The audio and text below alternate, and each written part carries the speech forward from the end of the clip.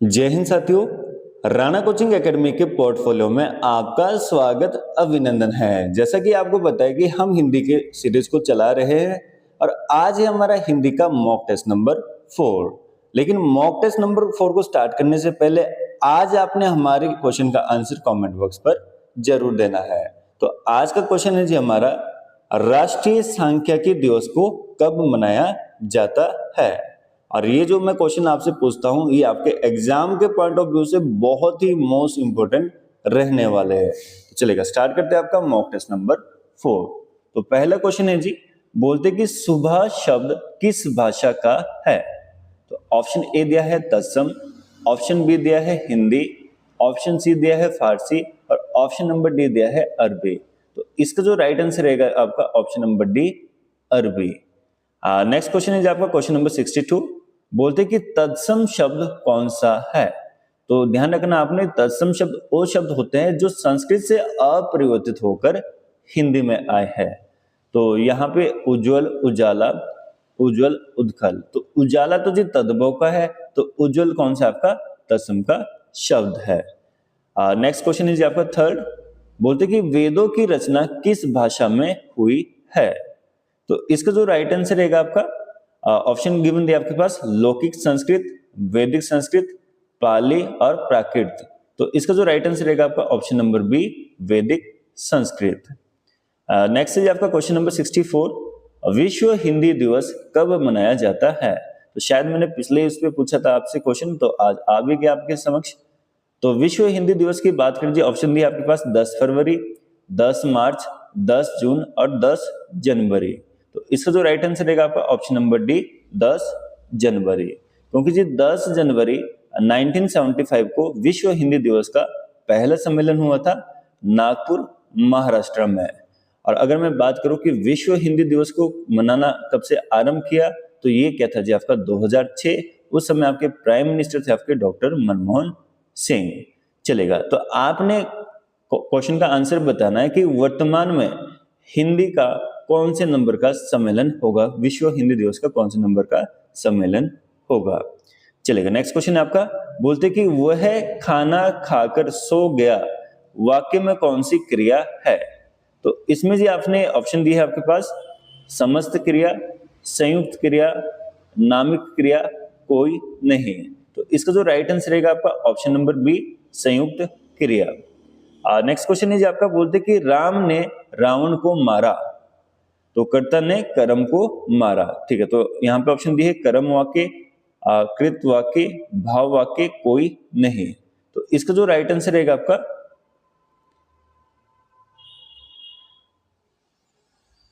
Option number ए, कर्म वाक्य। Next मैं बात करूं क्वेश्चन नंबर 67। बोलते कि मैं आपसे सहमत नहीं हूं। लेकिन यहाँ पे मैं बात करूं कि मैं आपसे सहमत नहीं हूं, इसमें जी अगर मैं बात करूं आपका, तो ऑप्शन दी है आपके पास निषेधवाचक, विधिवाचक, आज्ञावाचक, संकेतवाचक। तो मैं आपसे सहमत नहीं हूं, तो इसका जी आएगा आपका निषेधवाचक। नेक्स्ट जी आपका क्वेश्चन नंबर 68। बोलते कि आधा तीतर आधा बटेर होने का अर्थ है। ऑप्शन नंबर ए दिया है उचित सामंजस्य का अभाव होना, ऑप्शन बी दिया है छोटा बड़ा होना, ऑप्शन सी दिया है बेमेल तथा बेढंगा, ऑप्शन डी दिया है रंग बिरंगा होना। तो इसका जी राइट आंसर रहेगा आपका ऑप्शन नंबर सी, बेमेल तथा बेढंगा होना। जैसे आपने देखे होंगे कि आजकल के जो मैक्सिमम बच्चे रहते हैं छपरी की तरह रहते हैं। ठीक है, आधे बाल उनके लाल, आधे व्हाइट और कहीं तो ग्रीन भी रहते हैं, तो उनके लिए बहुत ही सुटेबल रहता है। नेक्स्ट है आपका। बोलते कि धर्मोधर्म शब्द में कौन सा समास है। तो धर्मोधर्म का मतलब है यहाँ पे धर्म और अधर्म। और आपको पता है कि धर्म और अधर्म की अगर मैं बात करूं तो ये विलोम शब्द रहते हैं। और विलोम शब्द कहाँ पे यूज होते हैं, द्वंद्व समास में होते हैं। अव्ययी समास की बात करूं तो इसमें जो पहला पद होता है वो कैसा रहता है आपका, अव्यय। बहुव्रीहि समास की बात करूं तो ये एक ओर से किसी थर्ड बंदे की ओर संकेत करता है, यानी पर्यायवाची होता है। कर्मधारय की बात करूं तो ये विशेषण का कार्य करता है। तो इसका जो राइट आंसर रहेगा आपका ऑप्शन नंबर सी। नेक्स्ट है जी आपका दिग्गज में प्रयुक्त संधि है। तो यहाँ पे जी अगर मैं बात करूं दिग्गज में जो संधि है ये आपका व्यंजन संधि, क्योंकि स्वर संधि भी नहीं है, विसर्ग भी नहीं है, हिंदी संधि तो बिल्कुल भी नहीं है। चलेगा। नेक्स्ट आपका अल्प प्राण नहीं है। तो अगर मैं बात करूं कि अल्प प्राण कौन सा होता है जिसमें कि नहीं है, तो है। तो इसमें जी अगर मैं बात करूं, इस पे अगर मैं बात करूं तो अल्प प्राण होता है आपका जिसमें कि प्रत्येक वर्ग का पहला, तीसरा, पांचवा वर्ण आता है और साथ साथ अंतस व्यंजन को भी शामिल किया जाता है। तो इस ट तो पहला ही है, र ये आपका अंतस व्यंजन में आएगा, य अंतस व्यंजन का है, तो इसका जो राइट आंसर रहेगा ह। नेक्स्ट है जी बोलते कि बाप दादा शब्द है। तो इसका जो राइट आंसर रहेगा आपका ऑप्शन गिवन दिए बहुवचन, एक वचन, उभय वचन कोई नहीं। तो ये जी आपका बहुवचन शब्द। नेक्स्ट है जी आपका बोलते कि मजदूर ने गुड़ के साथ रोटी खाई। तो यहां पे अगर मैं बात करूं तो ऑप्शन दिया है संबंध, कर्ता, करण, अधिकरण के साथ। तो इसका जी आएगा सी, करण आंसर। चलेगा। नेक्स्ट हम बात करते हैं आपका बोलते कि हिंदी में सर्वनामों की कितनी संख्या है। तो हिंदी में जी अगर सर्वनामों के भेद की बात करें तो 6 होते हैं, लेकिन अगर मैं बात करूं आपकी संख्या की बात करूं तो संख्या होती है जी 11। मैं, तू, आप, यह, वह, जो, सो, कोई, कुछ, कौन, क्या। तो ये आपकी सर्वनामों की संख्या होती है। अगर सर्वनाम के भेद की बात करें तो 6 होते हैं जी। फर्स्ट पुरुषवाचक सर्वनाम, निजवाचक सर्वनाम, निश्चयवाचक सर्वनाम, अनिश्चयवाचक सर्वनाम, संबंधवाचक सर्वनाम, प्रश्नवाचक सर्वनाम। चलेगा। नेक्स्ट क्वेश्चन की बात करते हैं जी। क्वेश्चन नंबर 75 बोलते कि निम्न में से कौन सा विशेषण है।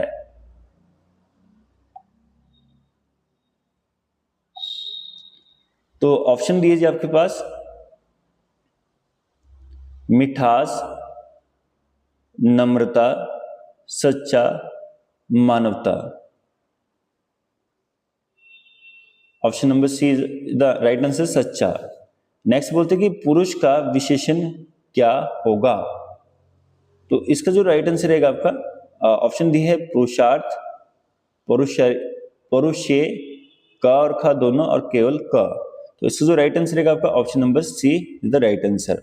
नेक्स्ट आपका बोलते कि अपनाना क्रिया किससे बनी है। ऑप्शन दी है संज्ञा, विशेषण, सर्वनाम, क्रिया। तो इसका जो राइट आंसर रहेगा आपका ऑप्शन नंबर सी, सर्वनाम से। नेक्स्ट आपका क्वेश्चन नंबर 78 बोलते कि घी खिचड़ी होने का अर्थ है। तो इसका जो राइट आंसर रहेगा ऑप्शन दिया आपके पास स्वाद बढ़ना, खूब घुलना मिलना, पौष्टिकता में वृद्धि होना, मकर संक्रांति का पर्व मनाना। तो इसका जो राइट आंसर रहेगा आपका ऑप्शन नंबर बी। नेक्स्ट है आपका क्वेश्चन नंबर 79 बोलते कि अलंकार के कितने प्रकार है। तो ऑप्शन दीजिए आपके पास, ऑप्शन दीजिए आपके पास 4, 2, 5, 3। तो इसका जो राइट आंसर रहेगा जी आपका ऑप्शन नंबर डी 3, क्योंकि इसमें शब्द अलंकार, अर्थ अलंकार और उभय अलंकार। शब्द अलंकार की बात करें जी जहां शब्दों द्वारा चमत्कार उत्पन्न किया जाता है। अर्थ अलंकार की बात करूं तो जब अर्थ से चमत्कार उत्पन्न करता है। उभय अलंकार की बात करूं जहां शब्दों व अर्थों द्वारा चमत्कार उत्पन्न किया जाता है। चलेगा। नेक्स्ट हम बात करते हैं आपका क्वेश्चन नंबर 80 बोलते कि अंबर पनघट में डूबो, अरही तारा घट उषा नागरी में कौन सा अलंकार है। तो इसमें ऑप्शन दिए आपके पास उपमा, रूपक, उत्प्रेक्षा, अतिशयोक्ति। तो इसका जो राइट आंसर रहेगा जी आपका ऑप्शन नंबर ए, उपमा अलंकार।